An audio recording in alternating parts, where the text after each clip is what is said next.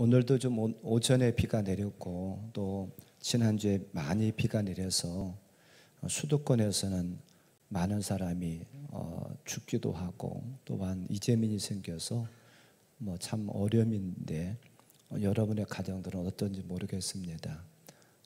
바라고 원하기는 비 피해가 없었으면 참 좋겠고요. 앞으로 또 비가 온다고 그러는데 여러분들 혹시라도 잘 대비하셔서 그런 일들이 없도록 그렇게 잘 대비하시기 바랍니다. 비가 많이 와서 어려운 가운데도 또한 날씨가 굉장히 무덥고 습해서 참 예배드리기가 만만치 않은 그런 시간인데도 이렇게 나오셔서 예배는 여러분들에게 하나님 그 은총과 축복이 함께하기를 주님의 이름으로 간절히 기원합니다. 저는 지난주부터 눕기를 시작하면서 지난주에는 눕기의 서론격으로 이제 몇 가지 말씀을 살펴보았었습니다. 우리 각자는 영적인 자리가 있다. 직분의 자리, 또한 사명의 자리가 있습니다. 그래서 저와 여러분의 직분도 귀하게 여기길 바라요. 집사의 직분, 권사의 직분, 장로의 직분, 목사의 직분, 그 귀한 직분들입니다. 속장임의 직분도 교회학교 교사의 직분도 다 귀한 것들인데 그 직분을 귀하게 여기고 그 자리를 잘 지킬 수 있는 조언들 되기를 바랍니다. 또한 사명의 자리도 있어요. 봉사의 사명으로, 또한 기도의 사명으로, 또한 전도의 사명으로 그 사명들이 또한 우리에게 주어졌는데 우리에게 주어진 그 사명의 자리도 잘 지킬 수 있기를 바랍니다. 우리에게 사명 주신 것도 귀하지만 그것을 감당하는 것이 더 귀한 거예요. 사명만 받아놓고 그걸 사용하지 않는다더니 그 사명 감당하지 않는다고 하면 받지 않은 것보다 더 못한 것입니다. 그래서 저와 여러분들이 직분의 자리 또한 사명의 영적인 자리가 우리에게 있다는 사실을 꼭 기억하고 그 자리를 잘 지켜나갈 수 있는. 두 번째로는 지난주 우리가 살펴보았던 것은 이름값 받고 살자라고 말씀드렸었죠. 이름값을 해야 된다. 그래서 제가 지난주에 1장 1절부터 5절에 나오는 이름들을 다 해석을 해줬잖아요. 엘리멜렉 같은 경우가 이름값을 못했잖아요. 왕 되신 여호와, 왕 되신 하나님, 그런 이름의 뜻을 가지고 있었는데 그가 하나님을 왕처럼 그렇게 존경하고 사랑하지 못했잖아요. 그래서 그는 모압으로 떠남으로 말미암아 그게 비참한 신세가 됐는데 우리는 하나님의 자녀라고 하는 또한 성도라고 하는 예수님의 아름다운 신부라고 하는 그런 이름들을 가지고 있습니다. 그 이름에 걸맞게 살아가는. 에베소서 5장 8절에 보면 너희가 전에는 어둠이더니 이제는 주 안에서 빛이라 빛의 자녀들처럼 행하라라고 말하고 있어요. 저와 여러분의 빛의 자녀라는 거예요. 하나님의 자녀라는 거예요. 그렇기 때문에 우리는 하나님의 자녀에 걸맞는 그런 삶을 살기를 바랍니다. 또 우리는 어디에 사느냐도 참 중요해요. 어디에 거하느냐. 엘리멜렉은 베들레헴에서 사실은 살았어야 됩니다. 거기를 떠나면 안 돼요. 그런데 베들레헴은 떡집이고 풍족함이 있는 그런 집이었는데 거기를 떠나요. 근데 거기를 떠나서 베들레헴보다는 모압으로 가는 것이 낫겠다. 이 베들레헴에 지금 흉년이 왔으니까, 기근이 왔으니까 여기서 떠나서 모압으로 가면 잘 먹고 잘 살겠다라고 해가지고 그가 거기서 떠나요. 그런데 우리가 잘 아는 것처럼 베들레헴보다도 모압으로 가니까 더 큰 어려움이 그에게 찾아왔어요. 그는 그 엘리멜렉의 가정은 베들레헴 떠나면, 그래서 모압으로 가면 기쁨 있고 행복 있고 참 즐거움이 있을 거로 생각했어요. 그런데 모압에 가니까 기쁨과 즐거움이 아니고 도리어 슬픔이 찾아왔고요. 거기에서는 죽음이 찾아왔다는 거예요. 오늘 저는 환난과 관계돼서 말씀을 드릴 텐데요. 우리는 베들레헴, 즉 예수님 안에 살아도 우리가 지난주에 이 베들레헴은 신학시대는 뭐냐? 결국 떡집이고 생명의 떡 대신 예수님이시다라고 말씀드렸는데 우리가 저와 함께 신앙생활을 해도 신앙생활하는 가운데 또 환란이 있어요. 엘리멜렉의 가정이 베들레헴, 떡집이라고 하는 의미를 가지고 있는 베들레헴에 살아서도 기근이라고 하는, 흉년이라고 하는 것이 찾아왔던 것처럼 저와 여러분들이 신앙생활을 해도, 예수님 믿는다 해도 환란이 안 오는 것은 아니라는 거예요. 온다는 거예요. 그래서 오늘 저는 왜 우리에게 환란이 오는가, 우리에게 왜 흉년이라고 하는 그런 환란이 오는가, 그 이유를 성경의 사건과 인물을 중심으로 해가지고 한 4가지로 말씀드릴 겁니다. 그리고 또한 그 환란이 왔을 때에 우리는 그것을 어떻게 견디고 어떤 자세를 가지고 이겨낼 것인가, 그러니까 크게 2 부분으로 생각하면서 함께 은혜를 좀 나누려고 해요. 자, 그러면 베들레헴에 왜 흉년이 오는가, 우리가 신앙생활에도 왜 흉년이 올까, 믿는 사람에게도 왜 흉년이 올까. 첫 번째는요, 우리의 부주의함 때문에 오는 경우가 있다라고 하는 거예요. 우리는 전지전능하지 않습니다. 우리는 연약하고 부족한 존재들이에요. 그리고 우리는 한 치 앞도 내다볼 수 없는 그런 존재들입니다. 그렇기 때문에 때로는 실수를 해요. 넘어지기도 해요. 때로는 잘못 판단하기도 해요. 요즘은 운전을 할 때에 내비게이션이라고 하는 그런 앱이 있고 기계가 있어가지고 그것을 우리가 보고 가면 길을 찾기가 참 쉽습니다. 얼마나 정확한지요. 주소를 넣는다든지 건물명을 넣으면 거기다 정확하게 안내를 해줘요. 그래서 길 찾기가 어렵지를 않아요.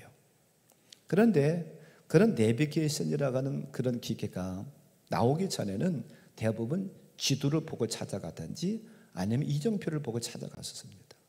그런데 지도를 보고 이정표를 보고서는 찾아가지만 어떨 때는요, 길을 잘못 들으면 참 어려웠었어요.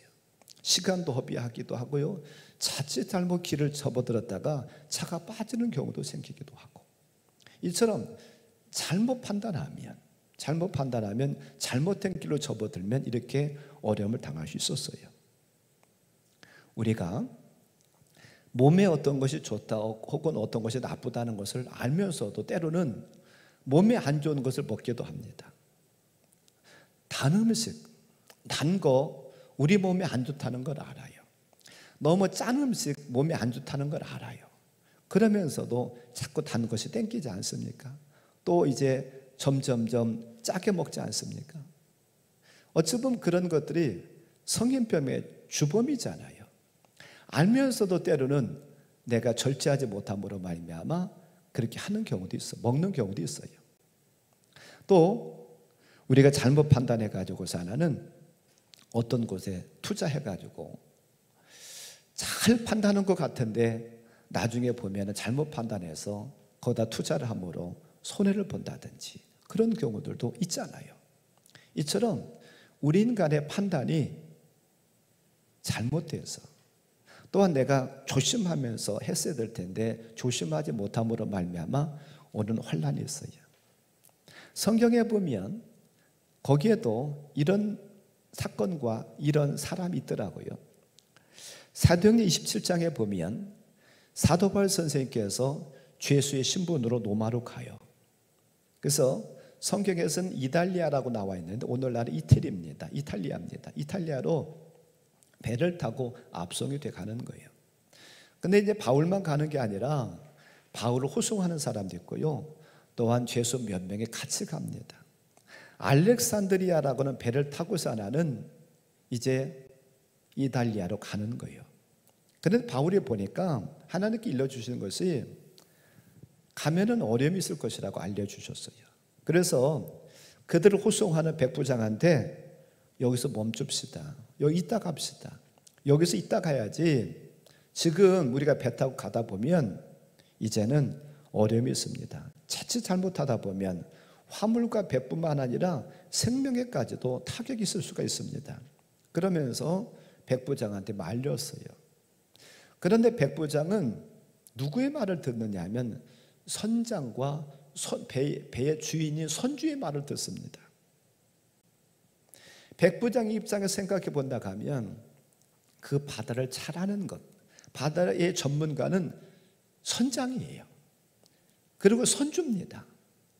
바울은 지금 죄수의 입장이고 죄수로 지금 묶여서 끌려가는 입장이고 또한 그는 바다의 전문가가 아니에요. 그러니까 백부장은 누구의 말을 들었느냐 하면 선장과 선주의 말을 듣고 항의합시다. 저 지금 죄인이 재판받기 싫어서 로마로 안 가려고 이탈리아로 안 가려고 지금 그래서 저렇게 꾀를 내는 것이지 지금 선장과 선주는 아무 문제가 없다고 그러는데 저 사람 저런다 생각하고서 나는요 항해를 계속 했습니다. 그런데 얼마 가지 못해서 우리가 잘 아는 것처럼 유라굴로라고 하는 광풍을 만나요. 사도행전 27장 13절 14절에 보니까 남풍이 순하게 불매 그들이 뜻을 이룬 줄 알고 닻을 감아 그레데 해변을 끼고 항해하더니 얼마 안 되어 섬 가운데로부터 유라굴로라는 광풍이 크게 일어나니 그렇게 말하고 있어요. 결국 바울의 말처럼 항해를 못하고 멜리데라고 하는 섬에 결국은 도착하고 맙니다. 배는 다 파손이 됐고 겨우겨우 그들 생명만 살았어요. 이처럼 백부장이 선장과 선주의 말보다는 바울의 말을 들었다고 하면 이런 환난을 당하지 않았을 거예요. 그런데 백부장 입장에서는 그 군인 죄수를 호송해 가는 백부장 입장에서는 빨리 가야 돼요. 자기의 임무를 그래 다 하는 거예요. 자꾸 시간을 늦추다 보면 어떤 일이 불상사가 벌어지면 그게 내 책임인 거죠. 그리고 또한 그 선장과 선주는 누구보다도 바다의 전문가니까 그 사람의 말을 들은 거예요. 이렇게 잘못 판단하다 보니까 자기 자신도 어려움을 당했고 그 배에 같이 탔던 많은 사람들이 어려움을 당하고 배가 파손되는 일 때문에 많은 손해도 당했어요. 이처럼 우리 인생에서도 저한 인생에서도 부주의함으로 말미암아서 오는 어려움이 환난이 있어요. 그렇기 때문에 우리는 어떤 일을 결정하고 어떤 일을 참으로 추진하기 전에 심각하게 우리는 생각해야 됩니다. 특별히 우리는 하나님께 물어야 돼요. 하나님, 이게 최선의 방법입니까? 이게 하나님께서 원하시는 겁니까? 이게 승리하고 성공하는 길입니까? 하나님께 물어야 돼요. 왜 그러냐면 우리는 한참 또 내다볼 수 없는 존재고 온전하고 완전한 존재가 아니기 때문에 그래요. 우리가 온전하고 완전하고 먼 미래까지 내다볼 수 있는 존재라고 한다고 하면 하나님께 안 물어도 되지요. 그러나 우리는 부족하고 앞을 내다볼 수 없는 존재고 그렇기 때문에 우리는 하나님께 물어야 돼요. 전지전능하시고 앞을 내다보시는 하나님께 물어야 됩니다. 그러면 하나님께서 어떻게 해주신다고 말씀하시느냐? 야고보서 1장 5절처럼 하시겠다는 거예요. 같이 볼까요? 너희 중에 누구든지 지혜가 부족하거든 모든 사람에게 후히 주시고 꾸짖지 아니하시는 하나님께 구하라. 그리하면 주시리라. 그리하면 주시리라. 지혜가 부족한 자는 어떻게 하라고요? 하나님께 지혜를 구하래요. 하나님, 이게 성공하는 길입니까? 이게 바르는 길입니까? 이게 진정 하나님께 원하시는 길입니까? 라고 하나님께 물으래요. 그러면 하나님께서 우리에게 알려주시겠대요. 아무쪼록 우리는 어떤 일을 내 마음대로 하고서 나는 일이 딱 벌어져서 어떤 환난이 와서 고통당하며 한숨 짓는 저함들 되지 마시고 어떤 일을 하기 전에 어떤 일을 결정하기 전에 어떤 것을 투자하기 전에 먼저 하나님께 묻기 바랍니다. 하나님, 이게 옳은 길입니까? 이게 바른 길입니까? 이게 하나님께 원하시는 길입니까? 라고 하나님께 묻기를 바라요. 그래서 하나님 응답을 듣고 하나님께서 주시는 지혜를 가지고 이를 실천에 옮김으로 말미암아 저와 이런 데 부주의함으로 환난 당하지 않고 행복한 기쁨 있는 저와 여러분의 삶이 되기를 주님의 이름으로 간절히 축원합니다. 두 번째로는 왜 환난이 왔는가? 성경에 보면 이 두 번째가 가장 많이 나와요. 왜 환난이 우리에게 왔는가?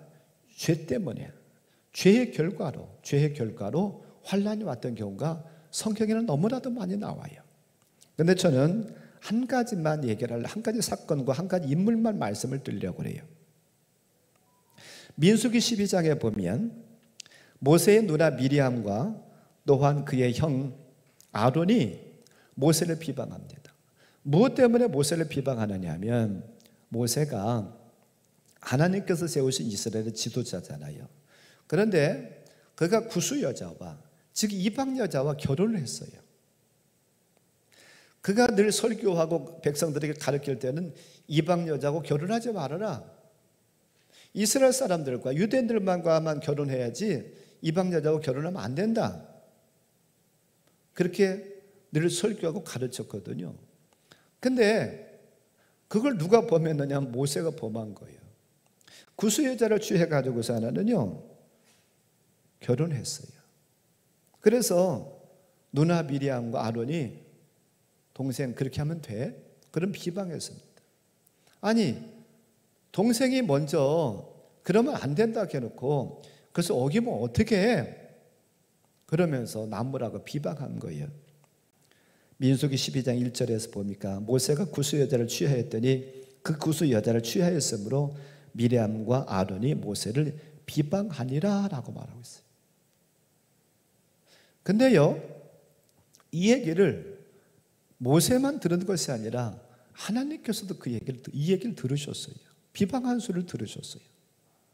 그래서 하나님께서 이 세 사람을 부르시는 거예요. 야, 모세도 아론도 미리암도 나 좀 보자. 그러면서 하나님께서 회막으로 부르십니다. 회막 성막으로 부르셨어요. 그러더니 하나님께서 아론과 미리암에게 뭐라고 말씀하시냐면 이렇게 말씀하시는 거예요. 야, 모세하고는 내가 모세를 특별한 존재로 여겼다. 다른 선지자들은, 다른 하나님의 종은 꿈을 통해서라든지 환성을 통해서 내 뜻을 그에게 알려주었다. 그러나 모세는 그렇지 않고 꿈을 통해서 환상을 통해서가 아니라 내가 직접 대면해서 그에게 일러줬다. 내가 이 모세는 특별한 선지자로서, 특별한 선지자로 그렇게 특별하게 관리하고 특별하게 사랑했는데 어찌하여 너희가 그 모세 비방하기를 했느냐는 거예요. 그러면서 하나님께서 그에게 진노하십니다. 진노하고 떠나셔요. 그런데 하나님께서 진노하고 떠나다 보니까 어떤 일이 벌어졌느냐 하면 성경을 보지요. 민수기 12장 8절부터 10절을 같이 한번 봅니다. 그 화는 내가 대면하여 명백히 말하고 은밀한 말로 하지 아니하며 그는 또 여호와의 형상을 보거늘 너희가 어찌하여 내 종 모세 비방하기를 두려워하지 아니하느냐. 여호와께서 그들을 향하여 진노하시고 떠나심에 구름이 장막 위에서 떠나갔고 미리암은 나병에 걸려 눈과 같더라. 아론이 미리암을 본즉 나병에 걸렸는지라. 아멘. 하나님께서 진노하시고 떠나셨어요. 그런데 하나님께 떠나시고 보니까 두 가지 일이 벌어집니다. 하나는 뭔 일이 벌어졌느냐 하면 10절 말씀에 보니까 구름이 장막 위에서 떠나갔다라고 말하고 있어요. 그리고 두 번째로는 미리암에게 뭐가 생겨요? 나병이 걸렸어요. 전에 성경으로는 문둥병이 생겼어요. 이게 얼마나 비참한 거예요. 미리암이 지도자 모세를 비방하는 그런 죄를 범하니까 하나님께서 미리암에게는 나병이 생기게 만들었어요. 이 나병은 불치병이잖아요. 지금 의학이 좋아졌다고 하는 시대에도 이 나병은 불치병입니다. 그런데 구약 시대는 더 말할 것도 없지요. 자기 자신에게도 이런 나병이 생기는 그런 환난이 찾아왔고 이스라엘 백성들에게도 환난이 찾아왔어요. 어떤 환난입니까? 구름이 장막 위에서 떠나갔다는 거예요. 하나님의 임재의 상징으로 구름 기둥과 불 기둥이 성막 위에 항상 있었습니다. 근데 성막 위에 있었던 그 구름이 떠나가 버렸어요. 구름과 빛은 하나님의 임재의 상징입니다. 내가 거기 있다라고 하는 상징이에요. 근데 구름이 떠나갔다는 것은 하나님께서 이스라엘 백성을 떠나가셨다는 거예요. 나 한 사람의 죄 때문에, 미리암 한 사람의 죄 때문에 이스라엘 전체까지 이런 좋지 않은 영향이 미쳐지고 환란이 찾아왔어요. 이처럼 죄라고 하는 것은 반드시 형벌에 따라요. 그래서 우리는 죄 짓지 않기 위해서 애를 써야 됩니다. 우리는 늘 경성을 깨어서 기도하면서 거룩하고 깨끗하게 살기 위해서 노력을 해야 돼요. 그런데 문제는 우리가 노력한다고 죄 안 지을 수가 있을까? 애쓰고 힘써도 어느 순간인가 죄라는 게 올라오지요. 저도 우리 집에 애들 둘이 있잖아요. 이제 깐난애기가 하나 있고 한 4살 애가 있잖아요. 부모도 가르쳐 준 적이 없고 저도 집사람도 가르쳐 준 적이 없는데도 보면 조금 하는 것도 그렇게 승질을 내기도 하고 그런 걸 보면 참 우리가 그런 존재라고 하는 거죠.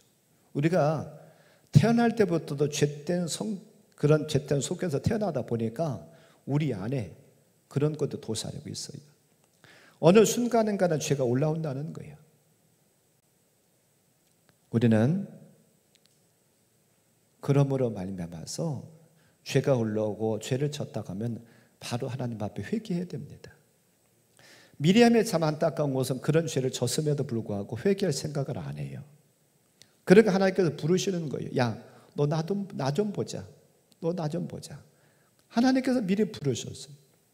미리암이 그런 잘못을 했다고 한다면 하나님께서 부르시기 전에, 하나님께서 그에게 징벌을 내리시기 전에 빨리 하나님 내가 잘못했네요. 내가 어떻게 입으로 뱉고 보니까 잘못했네요. 그러면서 하나님을 찾고 하나님을 회개했다고 한다면 혹시라도 하나님의 뜻을 돌이키셨을 수도 있는데 미리암이 그런 짓을 해놓고도 아무 잘못을 깨닫지도 못하고 회개하지도 않아요.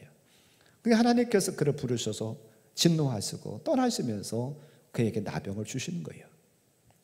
우리는 죄 안 지으려고 노력을 해야 됩니다만 우리 인간이 약하다 보니까 또 죄를 지켜도 돼요. 그러면 빨리 우리는 회개하기를 바랍니다. 그러면 하나님께서 어떻게 하신다고 하셨는가? 회개하는 자에게 요한일서 1장 9절에서 이렇게 말씀하고 있습니다. 같이 봉독하죠. 만일 우리가 우리 죄를 자백하면 그는 미쁘시고 의로우사 우리의 죄를 사하시며 우리를 모든 불의에서 깨끗하게 하실 것이요. 아멘. 우리가 자백하면, 우리가 하나님 앞에 고백하면, 우리가 잘못했다고 하나님 앞에 아뢰면 그분은 미쁘셔서 저와 여러분의 죄를 기억하시지 않겠다라고 말씀하셔요. 이런 방법이 있는데도 불구하고 우리가 죄를 짓고도 어떻게 하려고 하지 아니하면 우리에게 때로는 죄 때문에 환난이, 우리에게 흉년이 찾아온다는 사실을 기억하길 바랍니다. 그래서 죄 때문에 흉년을 당하는 저함들 되지 마시고 혹시라도 죄를 지었다고 하면 그런 흉년이 찾아오기 전에, 환난이 찾아오기 전에 빨리 자백하고 회개하셔서 하나님 은총을 받는, 하나님 용서를 받는 저함들 되기를 주님의 이름으로 간절히 축원합니다. 세 번째로는 왜 환난이 우리에게 베들레헴에도 흉년이 찾아올까? 세 번째로는요, 악한 사탄의 시기 때문에 우리에게 환난이 찾아오는 경우가 있어요. 우리가 하나님께로부터 받은 은혜, 우리가 하나님께로부터 받은 말씀, 이것은 악한 사탄에게는요 좋지 않은 일입니다. 악한 마귀 사탄은요 어찌하든지 간에 우리 사람들이 죄를 짓게 만들고 죄의 결과로 지옥불에 떨어지게 하는 것이 사탄의 역할이에요. 하나님의 역할과 성령님께서 하시는 것은 죄에 빠져서 죽을 수밖에 없었던 존재를 불러서 예수 그리스도의 보혈을 통해 가지고 구원받게 하는 것, 영생 얻게 하는 것, 이것이 하나님께 원하시는 겁니다. 그래서 이 사탄은 구원받는 걸 싫은 거예요. 배가 아픈 거예요. 어찌하든지 간에 지옥불에 빠뜨려 가지고서는 영원히 거기서 고통당하게 해야 되는 것이 사탄이 할 일인데 그게 싫은 거죠. 그러니까 배 앞에 서서 어떻게 해서라도 자꾸 죄짓게 만들려고 하고 자꾸 시기하고 질투해요. 그래서 시험이 오는 경우가, 환난이 오는 경우가 있다라는 거예요. 사탄의 시기 때문에 환난을 당한 인물이요, 욥입니다. 욥기가 42장까지 있어요. 그런데 1장 말씀에 보면 이제 욥이 그런 환난 가운데서도 어떻게 그것을 헤쳐나가는가를 쭉 기록한 것이 이제 42장까지 나오는데, 욥기 1장에 보면 하나님께서 사탄에게 욥에 대해서 칭찬을 하십니다. 야, 너 욥을 보았냐? 욥이 나를 얼마나 잘 섬기는지 모른다. 욥이 얼마나 정직하고 바르게 살아가려고 그러는지, 악에서 떠나려고 하는지 너 아느냐? 욥과 같은 자가 없다. 그러고 하나님께서 욥을 칭찬하셨어요. 욥을 사랑하셨어요. 그랬더니 사탄이 그 말을 듣고서 뭐라고 그러냐면, 하나님, 욥이요 그냥 하나님을 사랑하는 줄 아세요? 하나님께서 욥에게 복을 주셨으니까, 복을 주셔서 그가 가지고 있는 소유물이 많다 보니까 그가 하나님을 사랑하는 거지요. 그거 걷어가 보세요. 하나님께서 주신 그 소유물 다 걷어가 보세요. 그때도 욥이 하나님 사랑할 것 같습니까? 아닙니다. 그 얘기를 사탄이 하는 거예요. 배 아파서 하는 거예요. 욥기 1장 8절부터 11절 말씀에 보니까 이런 말씀이 나와요. 같이 한번 볼까요? 여호와께서 사탄에게 이르시되 내가 내 종 욥을 주의하여 보았느냐? 그와 같이 온전하고 정직하여 하나님을 경외하며 악에서 떠난 자는 세상에 없느니라. 사탄이 여호와께 대답하여 이르되 욥이 어찌 까닭없이 하나님을 경외하리까? 주께서 그와 그의 집과 그의 모든 소유물을 울타리로 두르심 때문이 아니니까. 주께서 그의 손으로 하는 바를 복되게 하사 그의 소유물이 땅에 넘치게 하셨음이니이다. 이제 주의 손을 펴서 그의 모든 소유물을 치소서. 그리하시면 틀림없이 주를 향하여 욕하지 않겠나이까. 하나님은 욥이 하나님을 잘 섬긴다고 칭찬하시고 축복하고 사랑하시는데 사탄은 배합하는 거예요. 그러면서 자꾸 하나님 앞에 딴짓거리를 하는 거예요. 그래서 이제 결국은 하나님께서 이 사탄과 내기를 하십니다. 물론 내기한다는 얘기 제가 이제 쉽게 말씀드린 것이고, 하나님께서 그럼 그렇게 하시는 거예요. 그러면 너 사탄한테 이 욥의 모든 걸 다 맡기겠다. 그 생명에만 손을 대지 말고 모든 것을 네가 할 수 있는데 권한을 너한테 허락한다. 너 해볼 대로 해봐라. 그걸 네 말대로 소유물을 걷어간다고 나를 배반하고 욕하고 떠나는지, 아니면 그때도 나를 사랑하는지 한번 너 해볼 대로 해봐라. 나는 욥이 절대로 안 떠난다고 생각한다. 그러면서 사탄에게 모든 권한을 다 줬습니다. 그래서 사탄이 환난을 갖다 주는데 이런 환난을 갖다 주는 거예요. 스바와 갈대아 사람들이 쳐들어오게 만들어 가지고 욥의 모든 가족을 다 빼앗아 갔습니다. 그리고 또한 양이 굉장히 많았었는데 하늘에서 불이 떨어져 가지고요, 양이 하루아침에 다 죽고 말았어요. 욥이 굉장히 부자였었거든요. 근데 가축들을 하루아침에 다 잃어버렸어요. 근데 그것으로 끝나지 않고서는요, 어떤 일이 또 벌어지느냐 하면 그에게는 아들 7과 딸 3이 있었습니다. 10명의 자식을 두었는데 10명의 자식이요 한꺼번에 다 죽어요. 같은 집에 있다가 집의 기둥이 무너지고 지붕이 무너짐으로 말미암아서 거기에 압사되고 맙니다. 얼마나 큰 슬픔이에요. 그런데 거기다 또 어떤 일이 벌어지게 되느냐 하면 그의 몸에 종기가 생겨서요, 머리서부터 발바닥까지 다 종기가 생깁니다. 얼마나 그 고통이 심했는지 질그릇 조각을 깨가지고서 하나는요, 그것을 질그릇 조각으로 몸을 긁는 그런 신세가 되고 말아요. 이보다 더 비참한 신세, 이보다 더 큰 환난이 있을까요? 인간이 당할 수 있는. 그게 시기를 뛰어가지고 오는 게 아니었어요. 동시에 왔어요. 그 많던 재산이 하루아침에 사라졌지요. 10명의 자녀 한 명만 나보다 더 먼저 세상을 떠났다 해도 슬픈 일인데 모든 자녀가 한꺼번에 다 죽었지요. 그의 몸에도 질병이 찾아왔죠.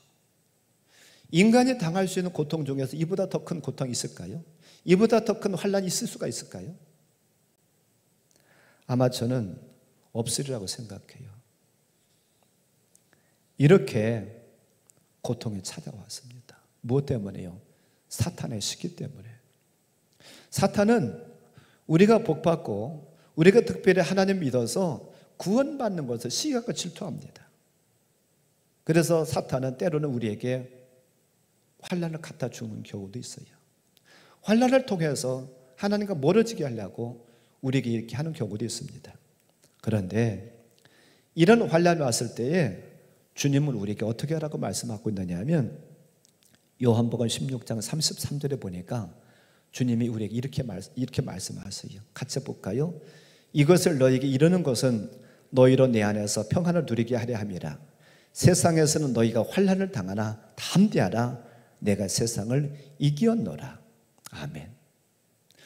주님께서도 이미 우리가 환난 당할 것을 아셨어요. 그러면서 어떻게 하라고요? 담대하래요. 이거 잘 이겨내라. 그러면서 말씀하세요.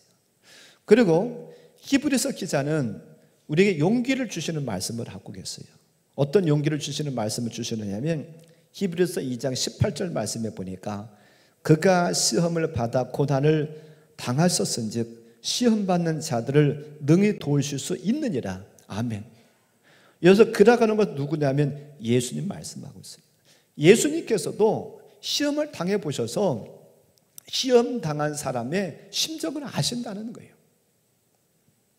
악한 마귀 사탄에게 시험을 당해서 3가지 시험을 당했고 또한 십자가 지시기 전에 매를 맞고 그러셔서 이 땅에서 예수님도 인간의 몸을 통해서 시험을 당해보셨대요. 환난을 당해보셨대요. 그래서 우리의 심정을 아신대요. 그리고 우리의 심정을 아실 뿐만 아니라 어떠신다고요? 그분이 저 사람들을 도우신다는 거예요. 우리는 여기에 위로를 받고 우리는 이 말씀을 통해서 용기를 얻기 원합니다. 나 한 사람 환난당하고 고난당하고 누가 알겠어라고 하려나 모르지만 주님이 아셔요. 주님이 아셔요. 악한 것들을 우리에게 시험 갖다 주어서 환난 당하는 것 주님이 아셔요. 그리고 그분이 우리를 돕겠대요. 우리를 돕겠다고 말씀하세요. 여기에 우리는 위로를 받고 용기를 갖길 바랍니다. 그래서 악한 마귀 사탄이 배 아파서 우리를 시험한다 할지라도 잘 이겨내세요. 주님이 우리를 도와주십니다. 잘 이겨내는 저함들 되기를 주님의 이름으로 간절히 축원합니다. 마지막 4번째입니다.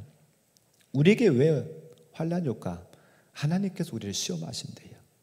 하나님께서 우리에게 주시는 환난도 있다는 거예요. 그런데 하나님께서 주신 시험이 한 가지 다른 게 있어요.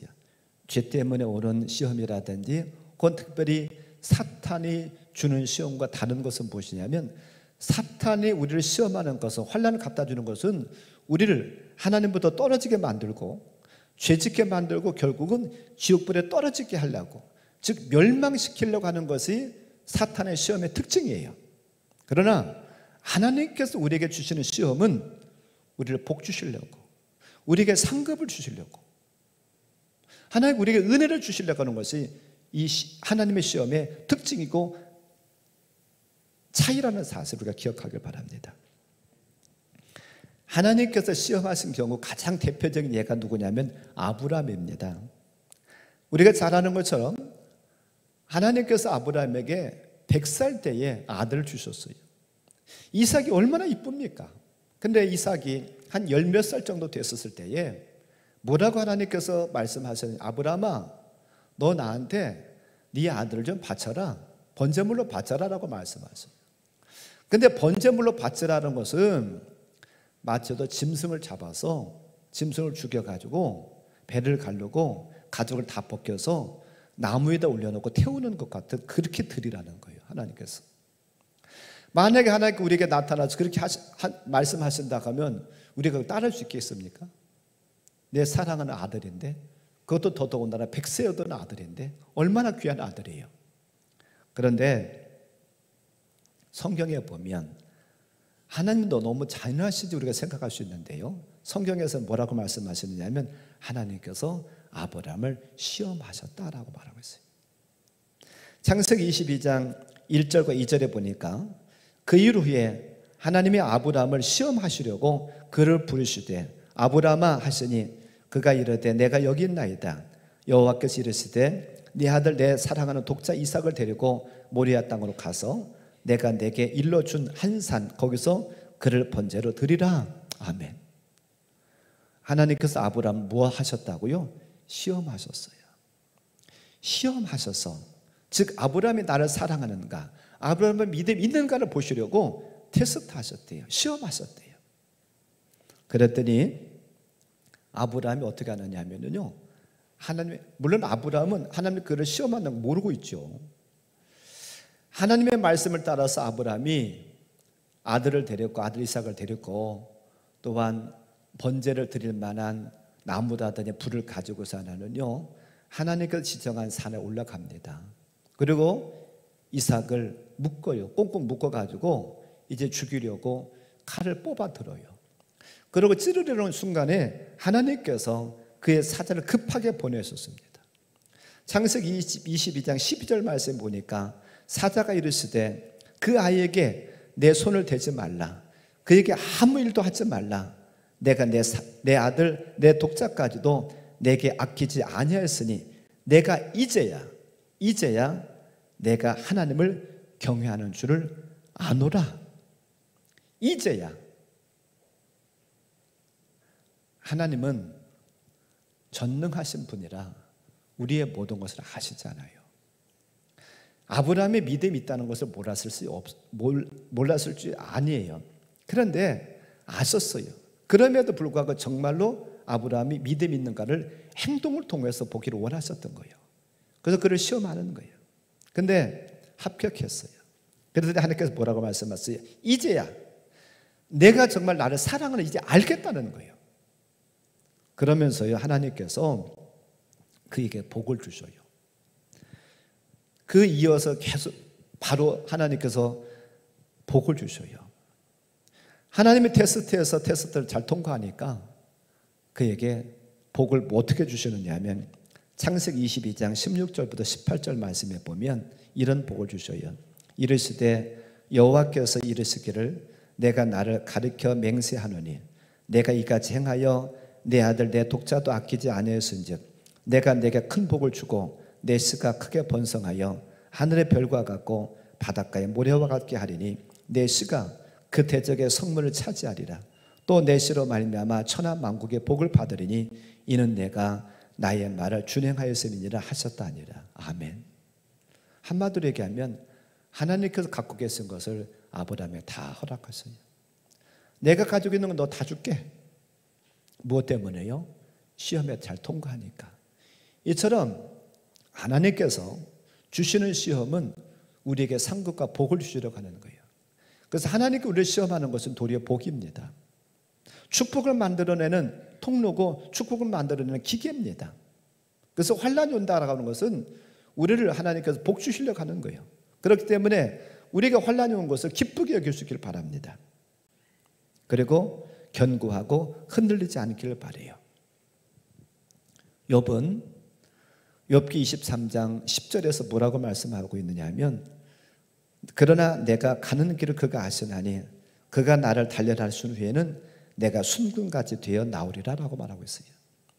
때로는 하나님께 우리를 단련하기 위해서 환난이라는 용광로에 집어넣는 경우가 있다라고 하는 거예요. 그리고 그 환난이라는 용광로를 통해서 우리의 신앙에 더 아름답게 더 순결하게 되기를 원하신다는 거예요. 그리고 그렇게 순전하고 완결하게 되면 하나님께 우리에게 복 주신다는 거죠. 야고보서 1장 2절과 3절 12절에서 이렇게 말씀합니다. 내 형제들아 너희가 여러 가지 시험을 당하거든 온전히 기쁘게 여기라. 이는 너희 믿음의 시련 인내를 만들어내는 줄 너희가 알미라. 시험을 참는 자는 복이 나니 이는 시련을 견디어낸 자가 주께서 자기를 사랑하는 자들에게 약속하신 생명의 면류관을 얻을 것이기 때문이라. 아멘. 하나님께서 우리를 시험하는 그 시험은요, 크게 두 가지 복이 있다는 거예요. 첫째로는 땅에서도 복을 받는다는 거죠. 아브라함에게 하나님께 복 주셨던 것처럼 땅에서 받을 복이 있고, 또 하나의 복은 생명의 면류관이 우리에게 주어지는 복이라고 하는 거예요. 그래서 하나님께서 우리를 시험하시는 시험을 잘 견디는 저함들 되길 바랍니다. 오늘 저는 우리가 떡집인 예수님 믿는다 하면서도 우리에게 왜 환난이 오는가, 저는 크게 네 가지로 말씀드렸습니다. 그런데 어떤 환난이 오든지 간에요, 잘 견디기를 바라요. 인내하면서 잘 견디기를 바랍니다. 로마서 5장 3절 4절에서는 우리가 환난을 당하면 인내하래요. 인내가 또한 연단을 만들어내고, 연단은 결국은 우리에게 소망을 준대요. 우리에게 환난 온다 할지라도 잘 참고 견디기 바랍니다. 우리는 어떻게 견딜 수가 있을까? 체험적인 신앙이 있어야 됩니다. 머리의 신앙이 아니라, 지식의 신앙이 아니라 체험적인 신앙, 가슴에 말씀이 있어야 돼요. 내가 하나님을 직접 만나서 하나님께서 내게 주신 그 말씀, 그 내마의 말씀이 내 안에 있어야 돼요. 우리는 하나님의 말씀이 우리의 가슴판에 새겨져 있기를 원합니다. 그러면 흔들리질 않아요. 그런데 내 머리로만 하나님의 말씀을 알고 있으면 환난이 올 때 흔들릴 수밖에 없어요. 저는 오늘 결론을 욥기 42장 5절에 욥의 고백을 통해서 결론을 맺기 원합니다. 같이 한번 볼까요? 내가 주께 대하여 귀로 듣기만 하였사오나 이제는 눈으로 주를 배움나이다. 아멘. 욥이 환난을 당하기 전에, 고난을 당하기 전에 어떤 신앙이 있느냐면 하나님을 귀로만 들었던 하나님이래요. 무슨 뜻이에요? 내가 만난 하나님이 아니에요. 다른 사람이 만난 하나님, 다른 사람이 만나서 하나님은 이런 분이야 라고 가르쳐주는, 그렇게 그는 머리로서만 하나님을 알고 있었다는 거죠. 그러나 환난을 겪으면서, 환난을 당하고 그것을 견디고 그것을 이겨내면서 이제는 하나님 어떻게 해요? 내가 만난 하나님, 내가 내 눈을 가지고 내 바로 앞에 계신 하나님 바라보는 것처럼 내가 하나님을 그렇게 섬깁니다라고 그는 고백하고 있어요. 저와 여러분의 신앙이 욥과 같은 고백의 신앙이 되기를 바랍니다. 남이 만나는 하나님이 아니라, 지식으로 알고 있는 하나님이 아니라 내가 직접 경험한 하나님, 내가 말씀을 통해서 내가 만난 하나님, 그 하나님이 우리의 가슴 속에 있기를 원해요. 그러면 환난을 겪어도 이겨냅니다. 그러나 남이 만난 하나님, 내 머리로 알고 있는 지식의 하나님으로 우리가 하나님을 안다고 하면 환난이 오면 이겨낼 수 없어요. 엘리멘트와 같이 될 수밖에 없습니다. 예수님께 붙어 있어도 환난이 온다고 떠나면 거기는 더 큰 환난이 있어요. 아무리 힘들고 어려워도 예수님께 잘 붙어 있기를 원합니다. 예수님 말씀에 꼭 사로잡혀 살기를 바랍니다. 그래서 저와 여러분에게 환난이 도리어 복이 되는, 환난이 도리어 축복이 되는 그런 놀라운 역사가 있기를 주님 이름으로 간절히 축원합니다. 오늘 말씀 붙잡고 한 1분만 같이 기도하겠습니다. 하나님, 환난이 안 올 수는 없는데 환난이 올 때에 말씀 붙잡고 잘 이겨내게 해주세요. 그래서 아브라함의 시험 잘 통과해서 복을 받았던 것처럼 우리도 땅에서도 복을 받고 생명의 면류관의 복을 받는 그런 자가 되게 해주세요. 함께 기도하겠습니다.